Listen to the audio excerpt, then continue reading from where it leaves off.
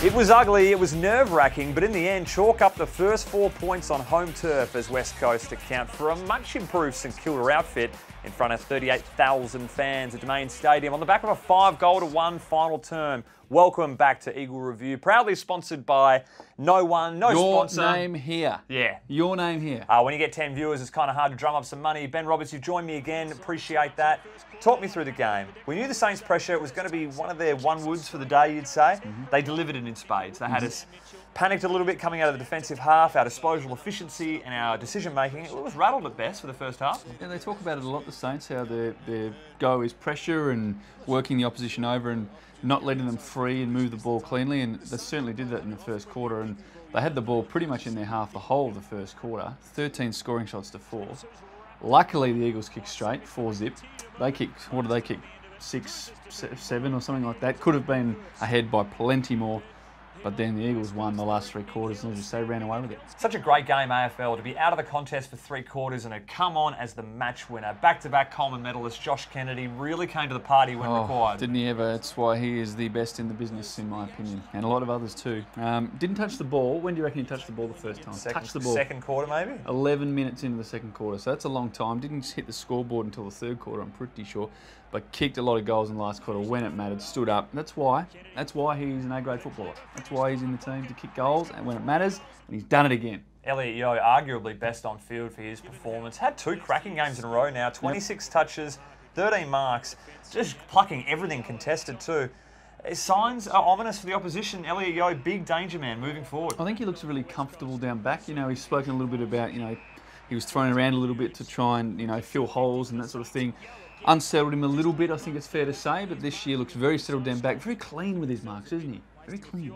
Dukes are good. And using the ball at both sides very well. Just, he's started well, hopefully it can continue. Does he get 3 votes though? Who rivals it? I reckon he'll be close. Yeah, well, I reckon Shuey was pretty good. 30, he had 11 tackles, Shuey. He was pretty good. But they'd be my 2, splitting the 3 votes. As good as Elliot Yeo was, geez, we thought this tackle was going to make all the difference in the last quarter. Whether it be there or not, that was a big decision one way or the other. Yep, I think that's one of those ones. Yeah, look, you see that, yep, paid, fair enough. Sometimes you won't see it paid. It's one of those 50-50s.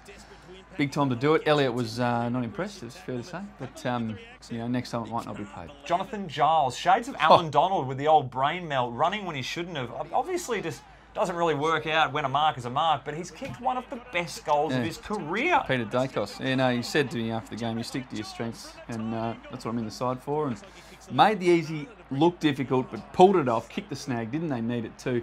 Josh Hill, a little worried that his job might be not there next week.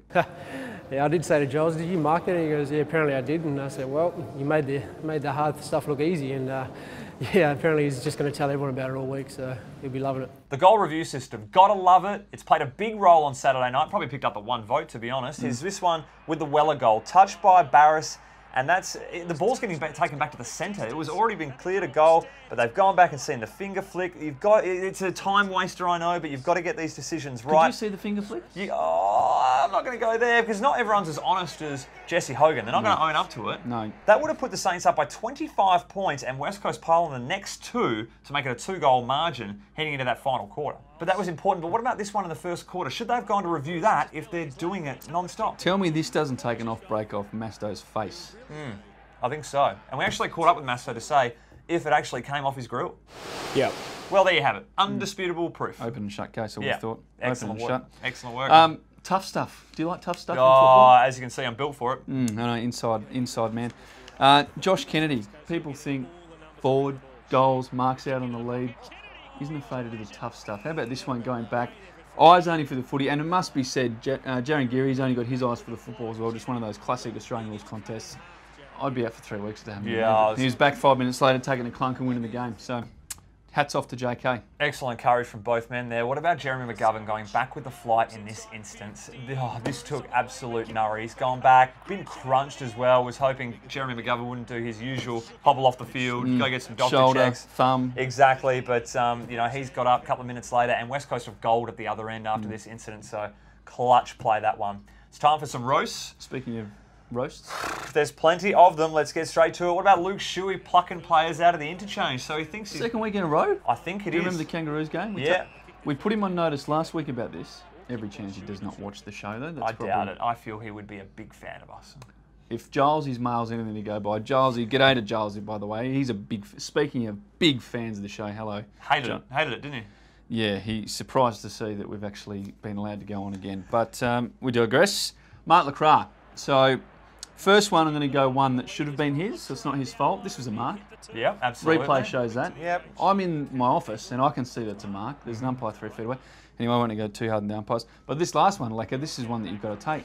Clutch moments Big moment. in that fourth quarter too, Talking wasn't of it? clutch moments, fumble, ball. Luckily, it worked out. To show we're not all one-sided here at the review, what about this? The push in the back that Gov got in the middle of the ground? That's not there. That is not there at all. No, that's not there. That's certainly not there. But so, tell you what was there. A nice stack from an umpire. Everyone likes a good umpire stack. Gotta love it, don't you? A lot of traffic around the boundary, and that makes it a little bit slippery at times. And didn't wear the long stops. Should have. Couple of poor snaps on the weekend. Gilesy, you might have kicked the best goal of your career, but where's that going? That's heinous. And then Paddy McCartan in the fourth quarter. The game is on the line. You've just come in very cavalier about that. We'll clip you. What about this one when Joffa's going for another set shot too here? What's happening with the clock? Why is the clock stopped there? I don't understand, Benny. Time on when he's running in for his shot on goal. That's incorrect. Did the umpire blow time off? On? Well, I think when they're running in to take the shot on goal, you need to blow it off. Yeah. The clock. Anyway, how about this one? Speaking of shots on goal, Sam Gray, I think it'll be top 5 worst shots on goal I've seen in my life. Yeah. You wouldn't think you're going to get hit by a ball there in row J on the wing, Yeah. but he's managed to give it a good crack. Scotty Thompson, good spoiling balls with your head. No, keep it up, mate. That's great work. What about the David Mackay tackle on Poppy? This is getting quite a bit of traction, but that is one of the stranger decisions. I'm not sure if he's umpiring too many games at the G for the remainder of the year. No, it's you don't like to. Yeah, I don't want to talk about the umpires. No, you don't. But the winner is going to old Tommy Cutler from the Lions. This kick out here, when you fumble it to yourself and then take it out of bounds. And it reminded me of a few. Will Schofield's had a few moments like that over the journey. His kick outs and greatest hits tape is fantastic. Roll it now. Yeah, no, it's got to be wrapped that we brought it back up. And very quickly, did you see this mark taken on Will Schofield's head on the weekend by ex-teammate Jamie Bennell? That's a big one, isn't it? Huge. Decided the game to a degree. Yeah, locked to recover from that. All right, we'll see you next week. Bye.